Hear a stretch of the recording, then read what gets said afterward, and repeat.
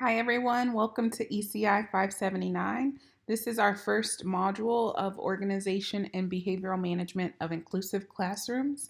I hope that you are all getting settled into the course, and hopefully you will have access to your textbook soon if you don't already. And I'll talk a little bit in a moment about a little bit more details around that.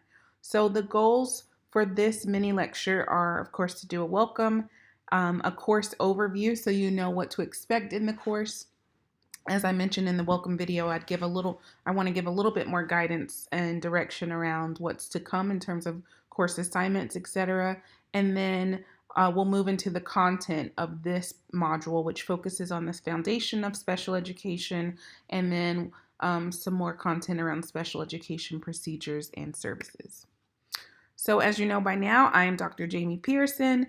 I go by Dr. Pearson or Dr. P. Of course, you have my contact information here. This phone number is kind of pointless at the moment just because I don't have an office, but as soon as my office is back up and running after renovations, I'll be able you could reach me at this phone number as well. So anyways, for now, email is the best way to contact me. Here we have Dr. Glenda McKeithen. Some of you have probably already been in contact with her. I'm so excited, as I mentioned in our welcome video, to have her be the co-instructor for this course. Dr. McKeithen has taught this course in the past, and so she has lots of knowledge and a wealth of knowledge around special education. And so this is her contact information and her preferred methods of contact. She will be working with you all, especially on the discussion boards, reflections, and any assignment questions you have. Feel free to reach out to either one of us if you have questions. So course overview. The goals of this course are to identify and explain evidence-based strategies that will enable you to better support students in the classroom, particularly those students who struggle with behavior, and more broadly, students in general with disabilities. The goal is also to develop an understanding of disability characteristics, and then to complete assignments and presentations that will help you demonstrate your application of inclusive teaching and how to manage behavior in inclusive settings. And of course, we want to be able to embed values of respect for diverse learners. So this is the structure of the class. It's online. You'll have weekly reflections and quizzes. So those will alternate. Generally, one week you will have a written reflection, and the next week you'll have a short quiz. And I really like your reflections. I love reading them. It's an opportunity to have you think critically, to engage with the text, to have conversations with me, but also they can be a little cumbersome sometimes. And so for both of us, it's nice to switch it up a little bit. So on the opposite weeks, you will have a short multiple choice quiz. It's open book, open notes, so it's not designed to trick you, but to help you think more clearly through those answers. So you'll have those every week, either a reflection or a quiz. We will have some shared field experiences. So for those of you who are either doing field placements, I don't think any of you are, no, there are a couple of you who are actually student teaching. So if you're student teaching and you have some relevant experiences that you want to share, we love to have those be a part of our course discussion. So if you're in a discussion board, or if we have any opportunities to engage in a group context or small group context, please do bring those practical experiences to the table. And let's try to have fun. I know sometimes this content can be challenging, especially if you're new to special education or new to learning about disabilities and learning about special education pedagogy, but the more that we try to have fun, the more it'll feel like it's fun. So do treat this like a face-to-face class. I think in some ways that sounds a little silly, but what I mean by that is staying on top of your readings, right? Trying not to wait until the day that something is due to submit it. I've noticed that students have a habit of like submitting reflections on Sundays at 11:50 when they're due at 11:59. Try to engage earlier in the week if you can. I know we can't always do that. Even in face-to-face classes, you might be reading the night before. But treat it like a face-to-face class as best you can. Be respectful of your peers, value their contributions. We value diversity in this classroom, be it racial, ethnic, religious, gender, um, or neurodiversity, which is what we will talk about in this course specifically. So please be respectful in that regard. So I will pause here to walk us through the syllabus. You all should already have access to this. If for some reason you do not have access to any of the links, please let me know. But I think everything should be working correctly on Moodle, and in the syllabus, everything is linked out. So you should literally have access to all of your course descriptions, all of your course assignments in multiple places. So again, you have weekly reflections and quizzes, and then you have 3 cornerstone assignments in this class, and those are your initial inclusion paper, your disability investigation, and then a final inclusive paper and guide. So let's just walk through that quickly. I'll try not to make you too dizzy here. So here's where I describe each of those. So again, I just talked through the quizzes. One thing that I didn't mention when I was talking about that is that you have a couple of things related to that you should know. One is that your reflections, when you have a weekly reflection, those should be, sorry, I get easily distracted. It's raining outside, and I was trying to figure out if that was my computer or something else. Okay. You should write at least a 150 to 200 word professional response. And then you want to make sure that those are posted no later than 11:59 on Sundays. And so Dr. McKeithen and I will drop your lowest 2 reflection/quiz grades. So one of your lowest reflections and then one of your lowest quiz grades will be dropped at the end of the semester. So just keep that in mind if you know you're going to be traveling, or if you happen to have an off week, whatever, just know that we'll be dropping 2 of those. So don't freak out about that. Secondly, your discussion forum. So over the course of the semester, you'll be required to participate in 3 discussion forums. You've already been participating in one of those for your introductions. And Dr. McKeithen has added very clear and explicit directions to the discussion forums on Moodle about the 3 steps that you need to take to make sure you are completing those appropriately. So you need to post your original post, you need to respond to your peers, and then you need to submit documentation of your engagement. So those are the 3 pieces that you need to do in order to receive full credit for your discussion board participation. So again, there are much more detailed directions about that in the on your discussion board prompts. So we also have an initial inclusion paper for this course. And this paper, the idea here is that you're just kind of walking us through your thoughts and experiences about special education inclusion, specifically thinking about how to include or engage in inclusion when meeting the needs of students with behavioral challenges. You can include any of your own professional or personal experiences with supporting learners with disabilities, and just recognize that this is an opinion and a perspective paper. So it can definitely be informed by literature or popular culture, but I don't expect that you'll have references necessarily, as this is really just your initial thoughts around inclusion. The second big assignment in our course is your disability investigation. This is one of my favorite assignments because I get to see your creativity, and you get to have some autonomy in how you design your instruction. And so the idea behind this is that, there are 13 categories of disability that are recognized by the Individuals with Disabilities Education Act, our federal legislation for special ed.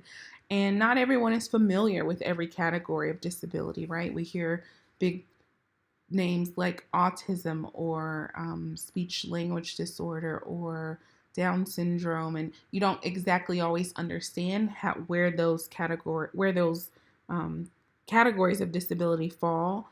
And so the idea behind this investigation is that you will build knowledge and understanding of various disabilities.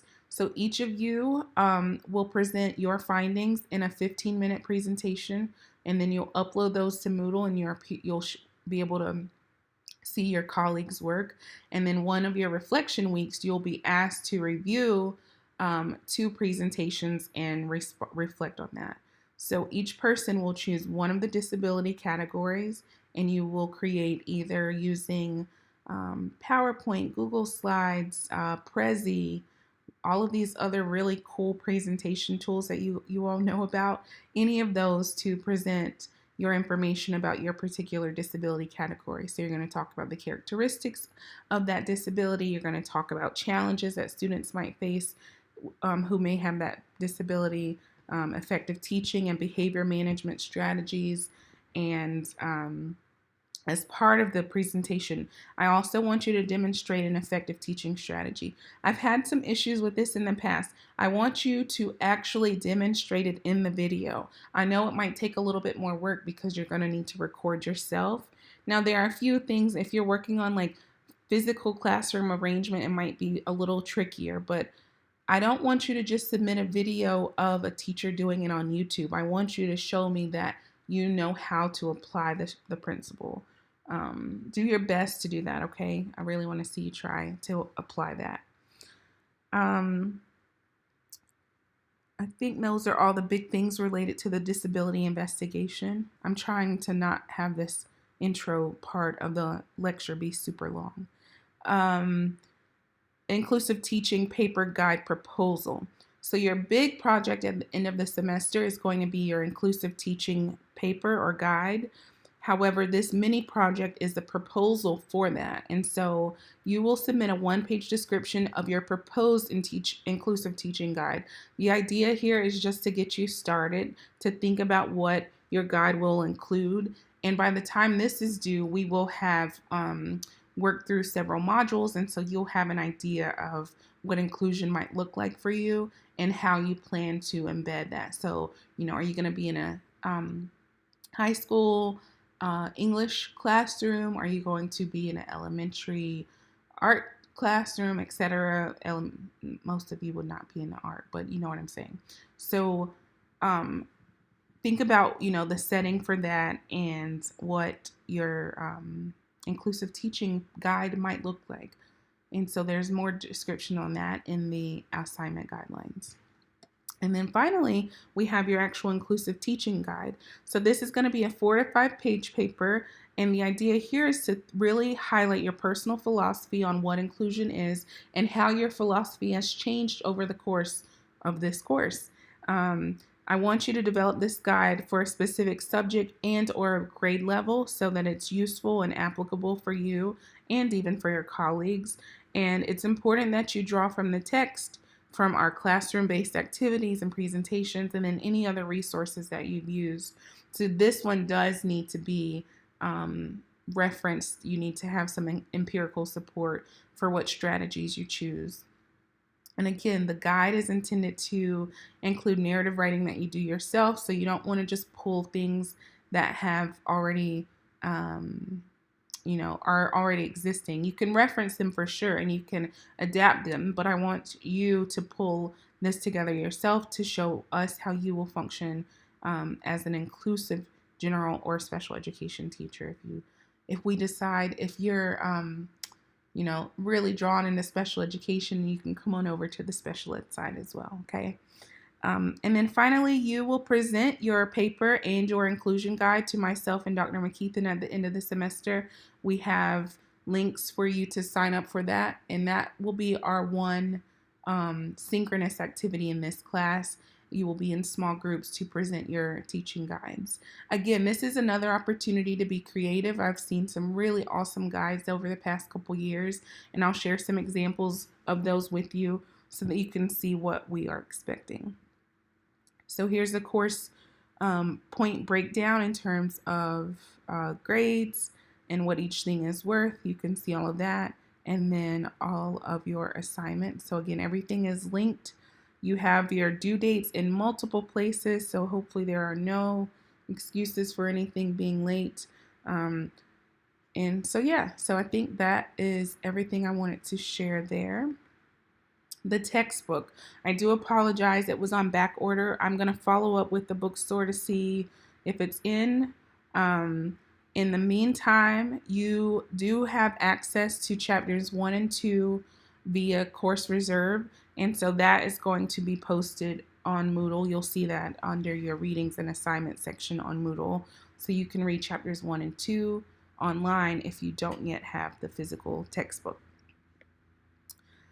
All right, so now we're going to move into our content for this particular module. Share if you can, or think and pair and share if there's like someone around you who you just want to bounce some ideas off of. Draft a quick concept map that reflects what you know about special education. Okay, what do you know about special education? Just kind of think about that. What does it consist of? How do you define it? What does it even mean?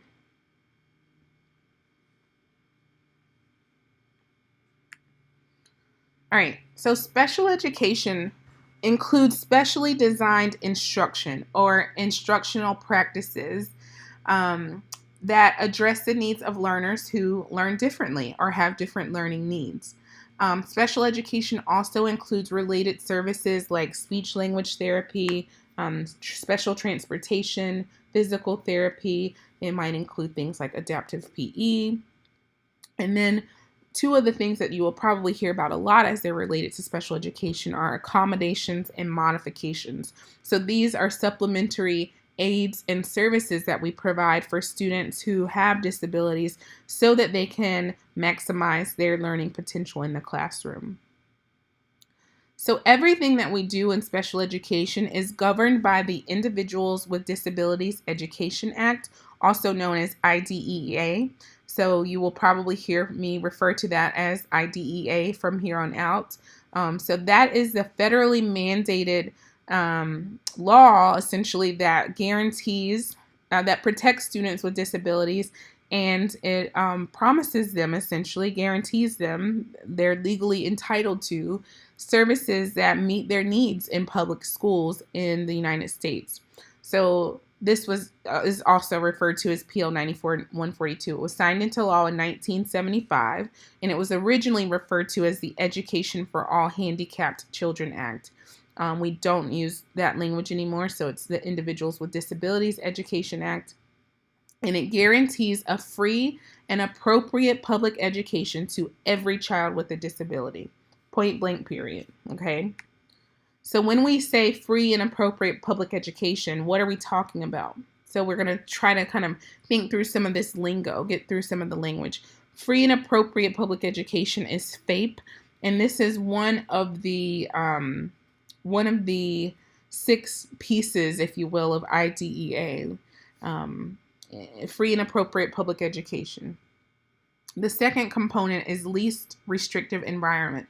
So this means that the setting that the students are in is most like that for other students in which they can succeed with appropriate supports. So if it's a student, for example, who has autism spectrum disorder, and he or she is pretty verbal but has some behavioral challenges and is performing at or close to grade level, that means that that student would probably be in one of your general education classes, and maybe he or she is pulled out for a few minutes of speech and a few minutes of behavioral therapy.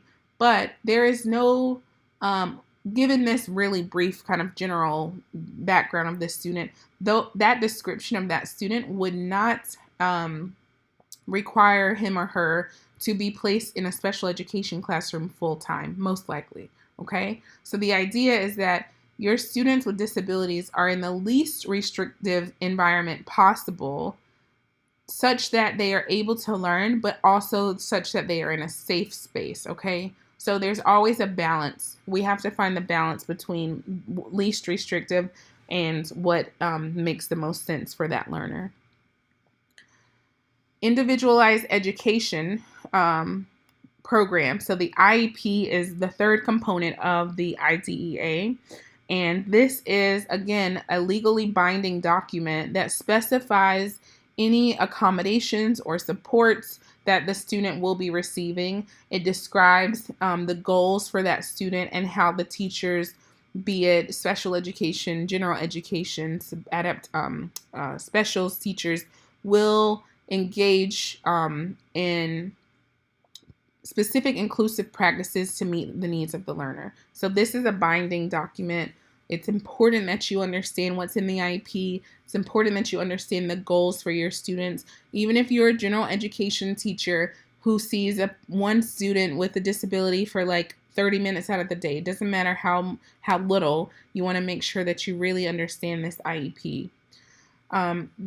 The IDEA also mandates non-discriminatory evaluation. So this means that we're using evaluations and assessments that are not culturally biased, and that they are implemented with fidelity, meaning the way they were designed to be implemented, and that they are implemented with fidelity across settings, okay, so that other professionals are using them in the same way.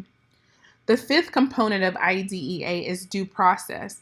And we don't like to hear a lot about due process in special education because that means something has gone way wrong.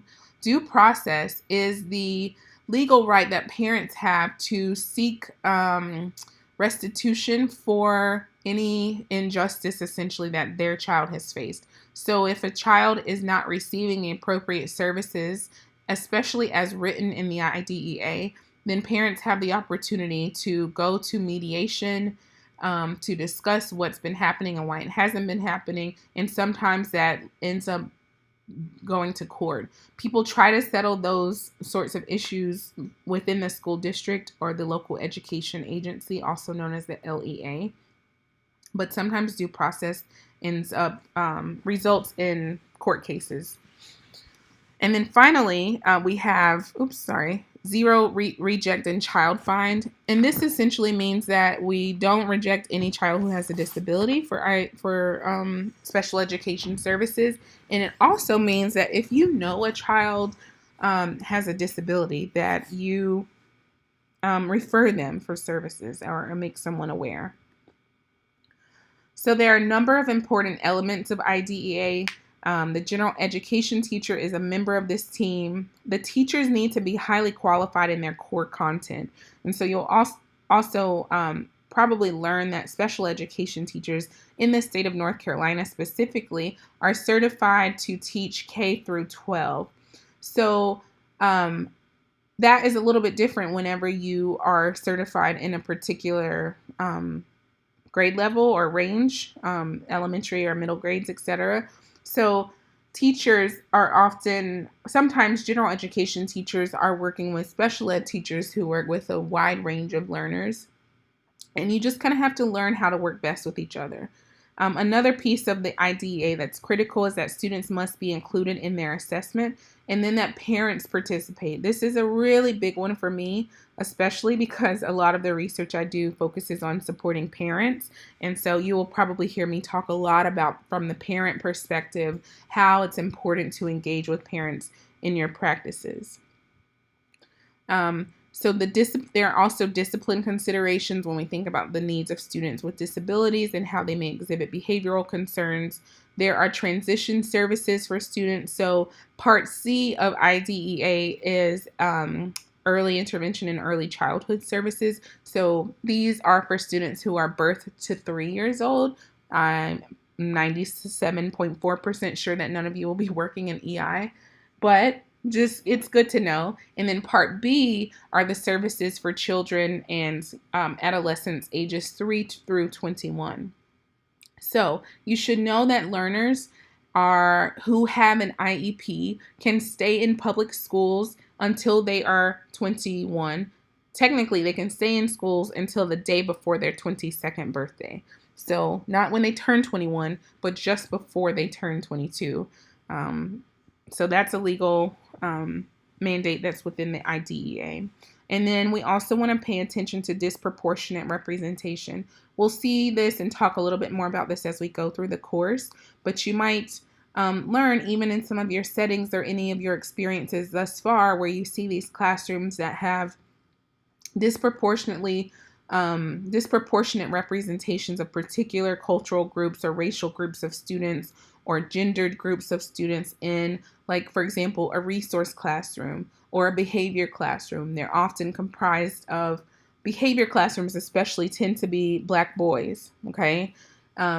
And depending on how the classrooms are organized, we see underrepresentation of Latino and African American students with autism. So when you walk into an autism classroom, they typically don't represent or reflect the diversity that we should see in autism classrooms.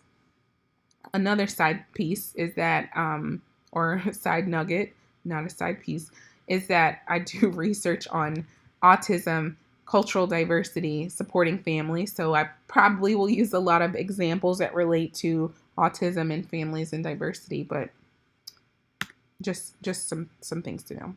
So because I'm taking quite a while to get through this, I'm not going to talk through each slide. These are some of the historical and political events that led to the development of special education. You will read about those in your textbook as well. So I'm just going to click through these. This is some of the legislation. Brown versus Board, for example, was actually a big piece that contributed to the development of special education. I know we think about that more so in terms of racial sort of experiences, but it definitely contributed to equal education opportunities for all children, not just necessarily based on racial differences, but for those who have disabilities as well.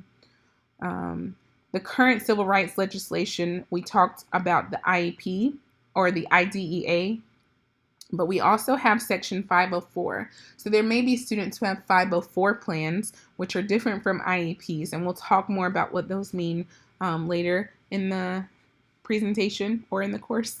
But just be familiar with that term. And then we also have the Americans with Disabilities Act.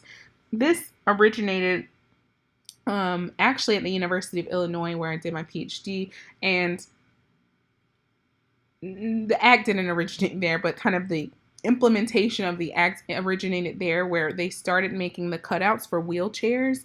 And so that's an example of an ADA compliant sort of physical space, or like elevators, etc. So things that are making spaces more accessible for individuals with disabilities. So the Americans with Disabilities Act. There was something else I was going to add on to that. I'll think about it in a second. It's related to NC State, and I'll come back to that if I think of it. So why does the general education teacher need to know about special education? I get this question a lot. I kind of get blank looks from students who are in gen ed because they don't necessarily expect to have learners who have disabilities in their classrooms. And folks, I really want to let you know, I can almost guarantee you that you will have students with disabilities in your classrooms, okay? So you want to be prepared for that. It's not something to be afraid of. It's not something to be worried about. It's important just to understand that that's the reality, and that it's actually a really good thing to know that learners who learn differently or face challenges can learn alongside their typically developing peers, okay? Because we've had a history of separation of students with disabilities into these self-contained or segregated classrooms. And this happened in many cases where students were fully capable of learning with their peers. And so knowing that you're going to have students with disabilities in your classrooms is important.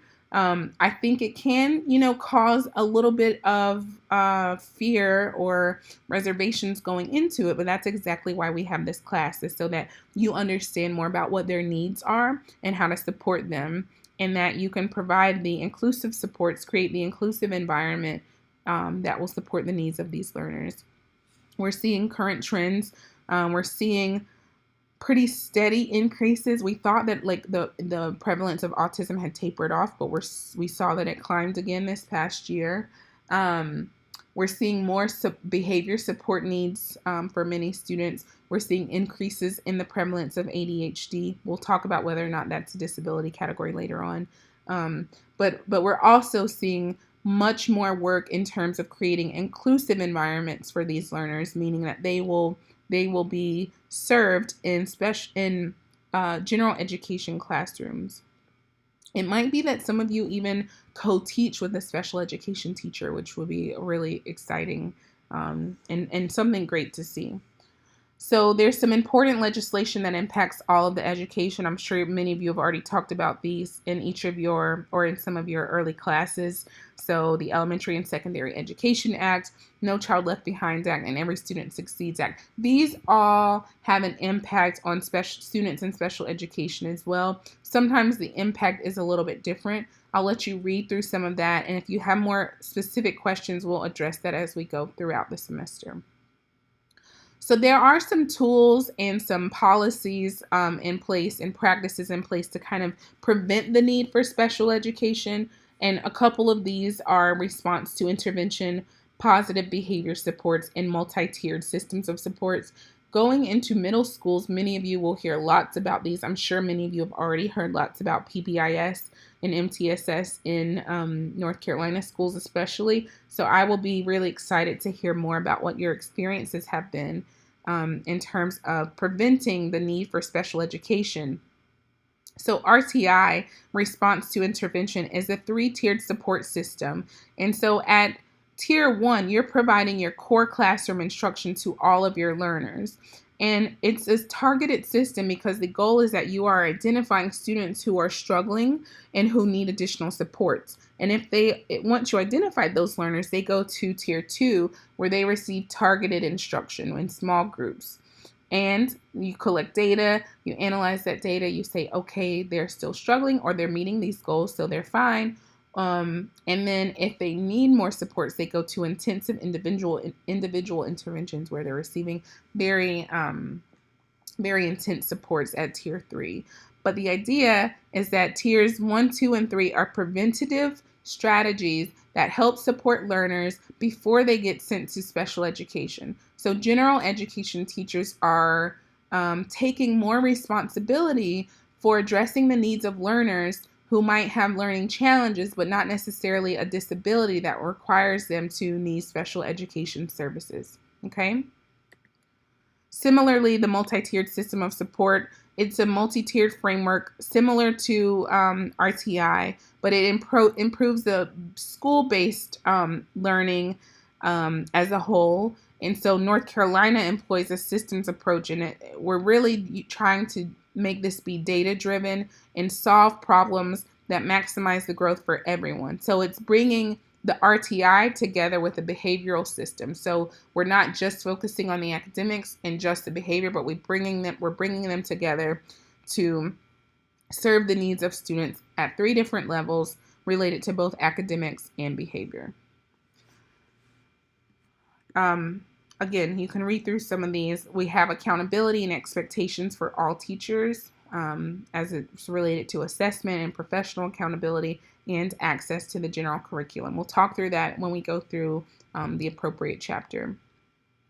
Evidence-based practices are super important because there are a number of interventions and strategies that people are kind of throwing out there, but we don't have a lot of evidence base that suggests that they are truly effective for students with disabilities. And so you want to make sure that the strategies, the practices, the instructional tools that you're using, that they are actually grounded in empirical research, okay? You want to find high quality studies that have determined their effectiveness. We want to close this gap between research and practice. So a lot of times we have all of these researchers who are doing all of this research in these settings, but then it's not being applied to practice to really see what that application is like. So that's part of what we're doing in special education, is saying, okay, Fuchs and Fuchs have done all of this work around students with learning disabilities. Now, how do we apply what they've recommended, right? And then we want to eliminate the use of practices that are not supported by research. We tend to get into habits, right? We like to kind of do things that we're used to. But if we learn that timeout is not effective for early learners who have disabilities, then we need to stop using those sorts of strategies, right? So you want to eliminate the use of things that are not supported by research. All right, so I am going to encourage you to take a break at this point. Again, as I mentioned early on, I'd like to treat this as a face-to-face class. And so I would encourage you to pause, just take a breather. You could click back through, see if there's anything you missed, or you might want to pause and actually look through the actual PowerPoint, the presentation that accompanies this, whatever you want to do. And then when you're ready, come back and we'll keep going. All right, so part 2 of this will probably be much more quick because I spent a lot of time on the front end with the introductions. But hopefully you did take a break and actually kind of try to digest some of this before moving forward. So a lot of what we will talk about in this class are inclusive practices to support the needs of diverse learners. An IDEA requires a range of settings, and it emphasizes careful consideration of placement to be as inclusive as possible. So that means having learners with disabilities be on the carpet at calendar time with the rest of their peers. Another little side piece of information is that I work primarily with elementary age students, so a lot of times I tend to give elementary aged examples, but I'll try to do a better job of giving examples for middle grade learners. So the dimensions of inclusive practices includes physical integration. So in the example I just gave, that they're sitting on this carpet, sharing that same space with their peers. It includes social integration. So when you're doing Think Pair Shares about the solar system, that all of your students are engaged in pairs, that they're grouped appropriately. And it includes instructional integration. So if you have a student with a visual impairment, you are using adaptive instruction or accommodations or modifications to support them. So maybe they're sitting in the front, but they're still beside their peers. Maybe they have a magnifying glass. Maybe you print their worksheet in a larger font. But whatever you're doing is supporting them in an inclusive environment, okay? It doesn't mean that they are in a special education classroom because they have a visual impairment. It means that in the general education classroom, we use inclusive practices to support their needs, okay? So we used to hear a lot about this term called mainstreaming, and I want to talk a little bit about what the differences are. So inclusion includes understanding your school community. It's not just about the IEPs. It's providing flexible learning, and it's everyone's responsibility, okay? So you value everyone, you value other cultures. You're being inclusive of the diversity of what everyone brings to your classroom. And so the outcomes of inclusive practices include student achievement, positive perceptions from parents because they feel like they're part of this decision making and they want to be more collaborative. And then sometimes the teacher perceptions can vary, but most often I think when teachers see the positive outcomes from parents and their students, then they also feel pretty comfortable and confident about engaging in inclusive practices.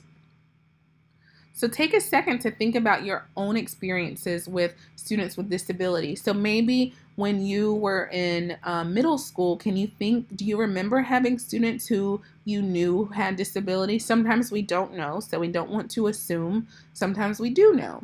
So think back about that. What were some of the practices that your teachers used to make those students feel more included or to make sure they were engaged?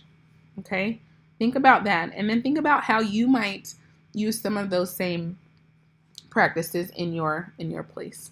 And also think more specifically about the types of disability. So if you know for sure that you had a peer who had cerebral palsy, or you knew for sure that one of your friends in elementary school was diagnosed with autism, just kind of think specifically about the type of disability and the type of inclusion practices that your teachers used to support your peers.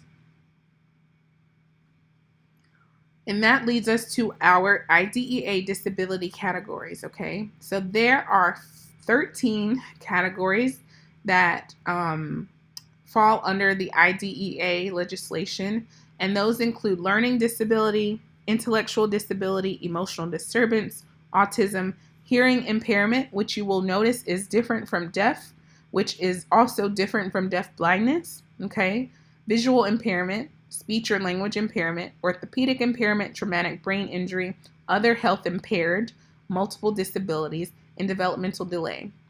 Developmental delay has an asterisk because children can only be diagnosed with or labeled with developmental delay until they are 8, at which point they have to have one of the preceding disability categories be attached if it still applies. The reason that even exists is because there are many cases where students just have just that, a developmental delay, and then they catch up. And so after age 8, they no longer need special education services, okay? If they still have a developmental delay or issue after age 8, it has to be determined that falls into one of these other categories. So, for example, many students who are first labeled with a developmental delay, we later learn that they have autism or that they have an intellectual disability. And then in many of the others, we learn that we have supported them well enough that they no longer need special ed services. And so that is our ultimate goal. So these are the 13 disability categories. I'm sure some of you are wondering, what about ADHD? We hear so much about ADHD, and it is not on the list. So the high incidence disability categories are those that account for 80% of the students with disabilities. Learning disabilities, speech language impairments, mild intellectual disabilities, and emotional disturbance. These are the most common categories of disability among students with disabilities in the U.S. Now, we hear a lot of chatter about autism, right? Technically, it is not considered a high incidence disability. Even though it's very common, at this point, it's not yet considered a high incidence disability. There is talk, though, about kind of seeing it push towards that sort of categorization, because it is the prevalence is so high. But in terms of meeting the needs of students with in special education, so like in terms of having autism to the extent that you need an IEP, it's not yet considered a high incidence disability. Secondly, ADHD is not technically one of the 13 categories. Now, we'll talk a little bit about what constitutes a disability. One of those things is that you first have to have one of these disability categories, and then it has to severely impact the student's ability to learn. And one of the things that we know about ADHD is that it is not technically a category, one of the 13 disability categories. And instead, many students who have severe ADHD are actually diagnosed with an other health impairment or other health impaired, to the extent that their ADHD has a significant impact on their ability to learn. So if it interferes with their ability to learn, if it's significantly impacting their functioning in school, then we sometimes see students who have ADHD that receive services under the category of under other health impaired. But it's important to understand that ADHD in and of itself is not a category.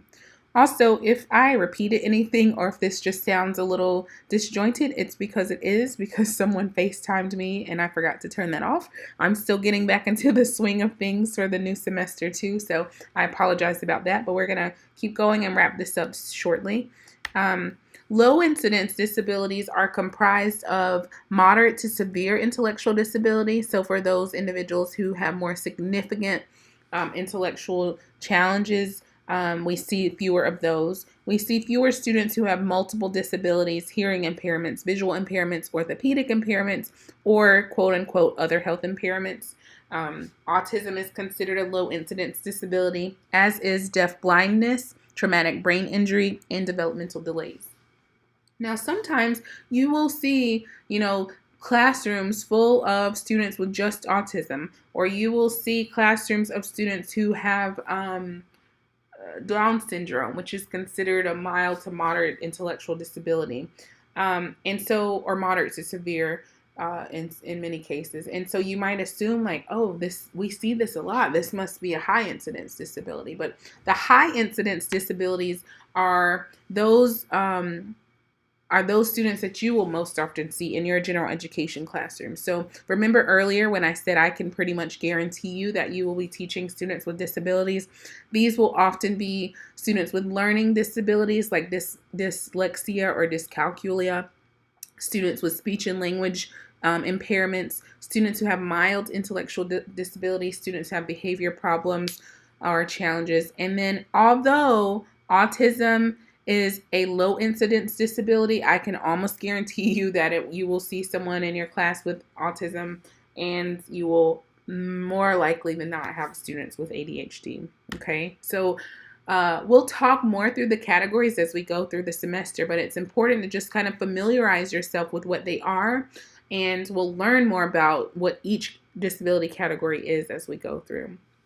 We often also have students with other special needs who are gifted and talented, or those who are protected by Section 504. So the 504 means that students need additional supports, but they do not need them to. But they don't actually meet the requirements for an IEP. So maybe they have a physical disability, which is one of the 13 categories, an orthopedic impairment, for example, but that orthopedic impairment doesn't significantly impact their ability to learn. I always use my younger brother as an example for this. He has a brachial plexus injury on his left arm, and so that injury had, when he was in school, it impacted his ability to kind of complete work. Like he needed assistance holding his paper down, and even with his pencil grip. So he needed some of that occupational supports. He needed more time for exams, but it didn't impact his cognitive skills. And so he had a Section 504 plan, which granted him extra time on exams and support with like tying his shoes and at lunch, things like that. But it didn't require him to have modifications or adaptations that were significantly were strongly connected to his education in terms of the content, for example. We also have students who are at risk. I actually struggle with that term myself. It's probably something I want to take off this slide now that I'm talking through it. But you want to think about, you really want to qualify what at risk means in your settings. Sometimes we have classrooms of students who are at risk for developing a disability because they have faced trauma, or they have been diagnosed with a developmental delay, which means they have the potential to be diagnosed with a disability. And so in those cases, we might use a 504 plan to support those learners as well. So these are some additional procedures. The professionals who are involved in special education, I'll let you read through those. How might you decide if a student needs a disability? We use our own judgment, and then we also engage in universal screening. So you want to recognize patterns. You want to see if things are becoming worse, if students' needs are becoming worse over time. You want to determine if behaviors or learning is significantly different from classmates. And then you want to recognize the absence of a pattern can be an indicator. So sometimes seeing the patterns in behavior that are maladaptive can be like a light bulb going off, like, oh, this student might need some additional supports. Sometimes not having that pattern, for example, students who are not able to come in and like follow your routine or whatever your daily schedule is, or students who can't unlock their locker, or who can't seem to make it to their next class on time. The absence of those patterns can also be indicative of a learning need or disability. So you want to be really in tune to your students and be able to advocate for them. I think it's important for teachers, all teachers, to know that you're your students' biggest advocate. Parents are really the biggest advocates in my opinion, but I think teachers have the potential to be even greater advocates for their students. And so it's really important to be in tune with that. You want to observe, communicate, document, and intervene. So when you notice changes, you want to contact the parents. You want to talk with your colleagues. You want to try simple interventions. So when we think about RTI, you want to engage in simple interventions like moving their seat, or giving them a modified test, or breaking up the work, giving them more time, or examples to kind of see if those supports are helpful. And then you want to document the unmet need. So is it helpful to use these supports, or is the student still struggling? And then you want to reflect on that and kind of go from there. We have multidisciplinary teams that work together to support students who are struggling. The parents are notified, and we explain their rights. and then we talk about moving forward with assessment. So this is kind of the process.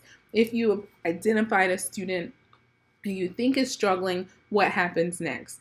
And so if they qualify, if the student's having difficulty, you talk to the parents, you've used a number of assessment materials, and then the school psychologist administers the test in the child's native language. They identify the child as having a disability that is specifically noted within IDEA. If the answer to that is no, then you have to say, well, does this child have a mental or physical impairment that affects a major life function? If the answer to that is no, then the student is going to go into a regular classroom with no supports. If the answer to that is yes, the student has a mental or physical impairment that affects a major life function, then they're eligible for a 504 plan. So that's how they get to the 504. If they have a disability under IDEA and that impairment has an adverse effect on their educational performance, then they are eligible for an IEP. Okay, so this, hopefully you can just kind of sit with this and think about this flow chart and how it leads to identification and whether it means a student receives a 504 or an IEP.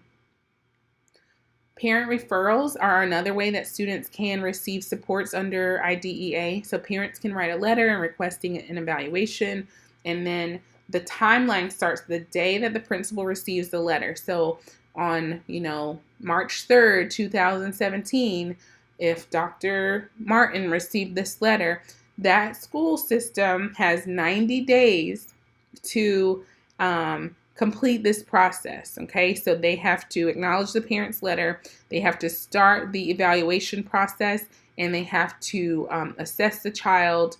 They bring a team together and then decide whether or not they meet the criteria for eligibility, and then they write up the IEP and the child is placed in the appropriate setting. Okay, so from referral to evaluation, and then you can see how the cycle goes. So that is a 90-day process. So if that process takes more than 90 days, then the school is technically in violation of a federal mandate. So you can kind of see how serious a lot of this is. And although not all parents necessarily engage in due process, many of them probably could if they even understood or knew, what some of these specific requirements are.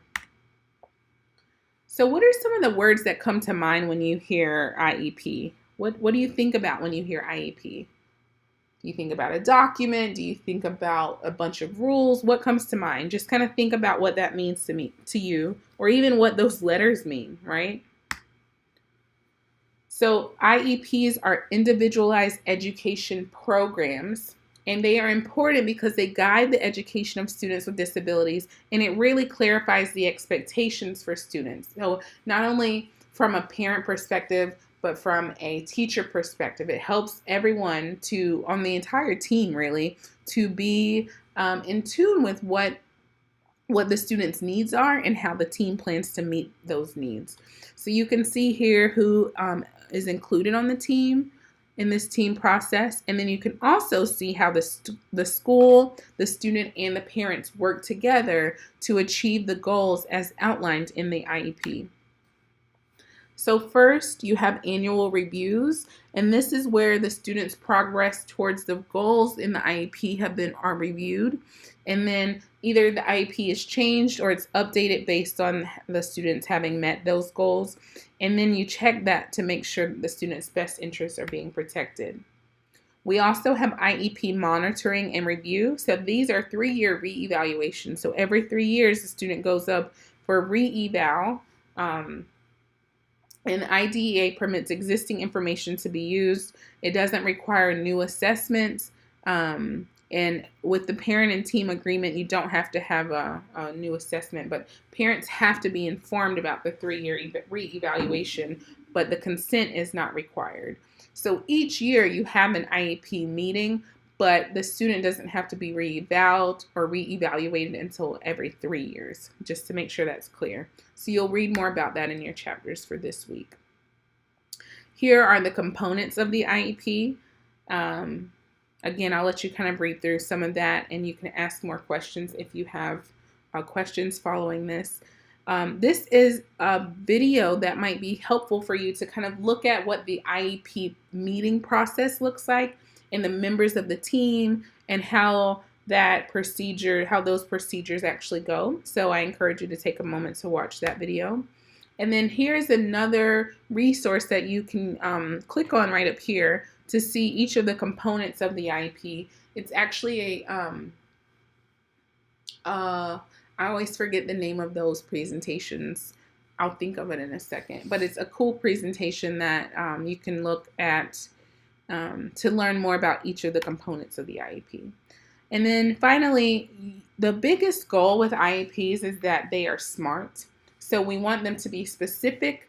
The goals within the IEPs to be specific, to be measurable, attainable, relevant, and time-bound. So you want to write goals that can actually be measured. You want them to be clear. You don't want to say, Jessica will learn to read, because that is very broad and it doesn't tell anyone how we will help Jessica learn to read, how we will help her meet that goal. So it has to be very clear and very specific. You want to say, Jessica will read level 7 books with 70% proficiency 3 out of 5 days of the week. Okay, that's how specific those goals need to be. And it has to be something that can be attained. It has to be relevant to the child and the classroom setting. And it needs to have some kind of limitation in terms of the time. So when do we plan to achieve this goal? Okay. So IEP services, again, it's not just about a setting. It's about the kind of combination of services that students receive. It's supplemental aids and services. It's, it can be in the regular education classroom. It can be in a resource classroom. It could be in a self-contained classroom. It could even be in separate schools or residential facilities. And sometimes we're serving the needs of students with disabilities in homes and in hospital settings.